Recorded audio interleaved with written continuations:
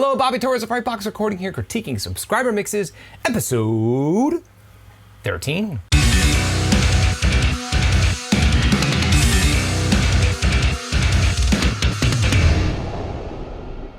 So are you into recording and mixing? More specifically, are you into recording and mixing metal? And even more specifically, are you into producing high quality, fully polished metal guitar tracks within your metal productions? If so, I have an awesome gift for you that I think you're gonna like. You can have direct access to my free guitar production workshop. In the free workshop, I talk about my exact process for dialing in a great guitar tone at the source, how I go about editing my guitars, and finally my exact, straightforward, super simple process for mixing my guitars. There's a link to the free workshop below in this video's description if you're interested. So let's dig into this group of mixes submitted by my loyal email subscribers. All right, our first mix here comes from Mr. Everton. Like there's another day for me and astray. Shut down the fire stall like a jester, there's a fool.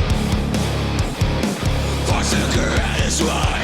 Okay, well, Everton, your mix sounds great, and you mentioned in your email that you're having issues with your guitar tones. And I'm gonna be honest with you, I don't hear anything wrong with the actual guitar tone itself. Actually, I really like all of the source tones within your mix, but I gotta say this, if you're going for a super polished sounding modern production and you want that crisp, clear tone to your guitars, I hear some flaming going on between the guitar performances. I don't know if this is two different guitar players or one guitar player doubled, but some of the riffs aren't lining up 100%. So it's worth your time to go in there and make sure all of your guitars are in the pocket and not conflicting with each other. Because a lot of the times when you think your guitar tone is muddy or not crisp, it's because the actual performances aren't 100% lined up. Again, it sounds natural, it sounds cool, but I would recommend going in there and making sure at least the guitars, the rhythm guitars, are in the pocket if you want that crisp tone. So give that a shot and let me know how that works out for you. All right, our next mix here comes from Mr. Mayank, and this song is very short. It's 6 seconds long, so let's see what we have.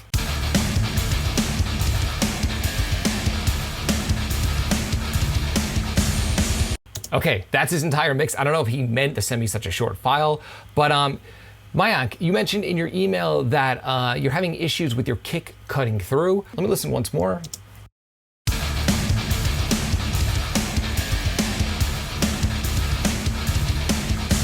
So it sounds like the kick sample that you're using is a very warm sounding sample with a lot of lower mids, a lot of low end, and not a lot of top end. So you have two options. Either use a sample that's brighter at the source, or try applying a little bit of 5 to 8K to this actual kick, and that'll help your kick cut through a little more. If you're not satisfied with the results by boosting the top end on this particular kick, definitely try swapping out the sample for something that's brighter at the source. There's no magic bullet or magic trick to this. It's all about finding the sounds that are great at the source that you like in the first place. So give that a shot and let me know how that works out with your production. All right, our next mix here comes from Monkey Fetus Heads. Let's check it out.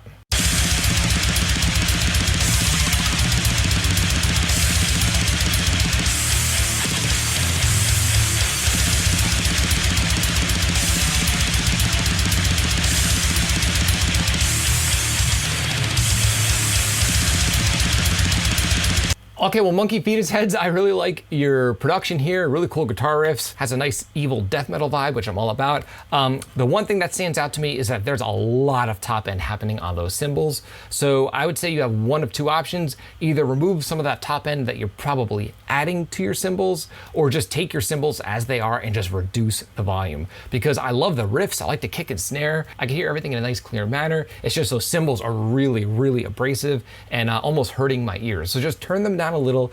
They don't need to be that loud, and I think you'll be in good shape. So give those tweaks a shot and let me know how that works out with this mix. Okay, our next mix here comes from Prism Guitar. Let's see what we have.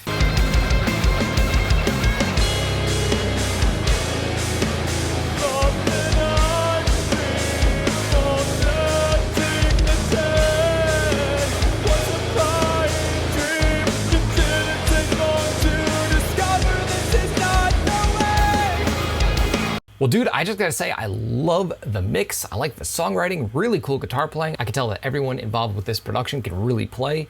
And you mentioned that you're having an issue, actually it's an issue I used to have, where your vocals will either sound too dry and boring, or too washed out and overly affected. And this is something that I used to struggle with. I would listen to pro mixes and it would be weird. I would say to myself, wow, they sound dry, but they sound musical. So to me, when I listen to a pro mix, a lot of the times the vocal sounded like it didn't need effects, but it sounded great in some way that's hard to describe. And finally, I figured out what it was. It could be one of two things. Saturation, actually, on your vocal track will help sit your vocal in the mix in a much more musical way and will help it sit alongside the guitars better. So a lot of times people don't even know about saturation or how to use saturation, and adding saturation to a vocal track can really help it sound musical. And a lot of times you don't even need to use many more effects outside of that.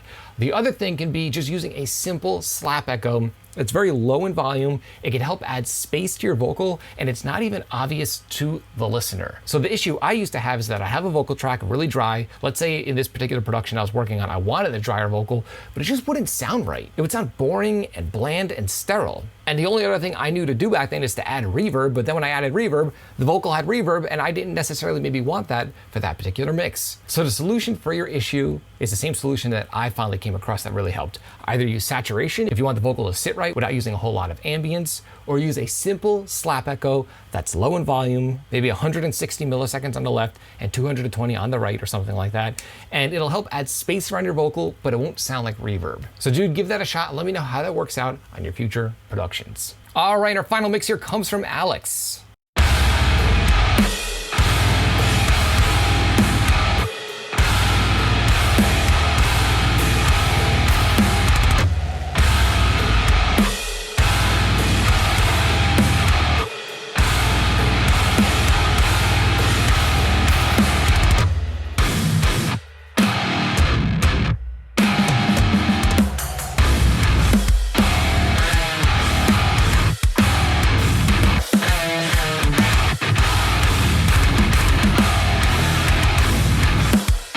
Okay, well, Alex, this is crazy and I love it. The mix sounds awesome, really cool guitar riffs, super detuned, yet super clear and crisp, which is impressive. I really like your drum sound. I like the gonginess on the cymbals, yet they don't sound out of place or weird. Really cool. My only note here is that, again, this is my own personal opinion and preference. Your mix is heavily clipped. To the point when I hear the guitar in solo, I hear distortion, like digital distortion on the guitars. And when things would kick in, or actually just on the mix as a whole, I hear a lot of digital clipping. In my opinion, you don't have to make your mix this loud or this clipped. I feel that if you just backed off on that processing, it'll help open up the sound of your mix even more. But again, that's my own personal opinion. I know a lot of guys really like that digitally clipped sound. Me personally, I like my mixes to be a little more analog and a little more dynamic, just a slight bit more. I still want them to be competitive and loud, but just not insanely clipped. Because we have to remember with streaming services, making your mixes super loud is not really the answer these days. A lot of times these streaming services will have automatic volume compensation. So dude, I love your work. Everything sounds really great. Maybe give this tip a shot if you're not satisfied with the digital clipping on your mix, and let me know how it works out for you. Okay, I would just like to shout out and thank everyone for submitting this excellent group of mixes. And if you're interested in having me do a critique of your mix, there are detailed instructions in this video's description. If you found this video helpful, like, comment, subscribe, and share. And do not forget to click the little bell icon so you can be notified every time I upload one of my weekly videos on all things metal rock production. If you're interested in some Frightbox swag, I've got t-shirts, mugs, and other cool stuff on the way. There's a link below to the Frightbox merch store in this video's description. And again, if you would like to learn more about guitar production, there's a link below to my free guitar production workshop in this video's description. I talk about dialing in a killer guitar tone at the source, how I edit my guitar tracks, and how I mix my guitars. Again, the workshop is absolutely free. But until next time, happy mixing.